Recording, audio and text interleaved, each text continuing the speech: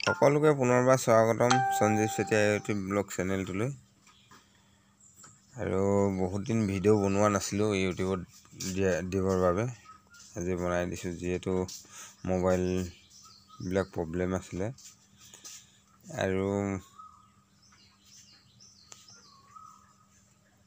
নজনা নিচিনাই হ'লগৈ ভিডিঅ' বনাবলৈ। এটি ভিডিঅ'ত সকলোৱে আঁকোৱালি ল'ব। এয়া চাওক, আমাৰ অসমৰ প্ৰিয় খাদ্য হয় মুগা লেটা, এৰী পলু বুলি কোৱা হয়। এনেকৈ খোলাই চোলাই কিনি আনিছিলোঁ। এই আধাটো উলিয়াইছে, আধাটোৰ ভিতৰত আছে চাওক। আৰু শেহতীয়াকৈ হ'লেও বহাগ বিহুৰ শুভেচ্ছা জনাইছোঁ সকলোকে।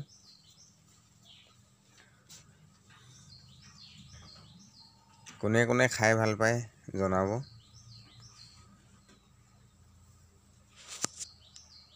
ময়ে বাৰু দেই, মই নহয় বুলি নাভাবিব, ময়ে।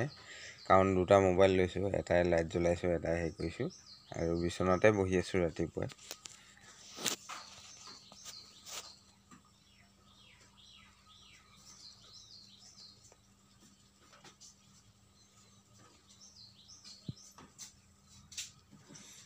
সকলোৱে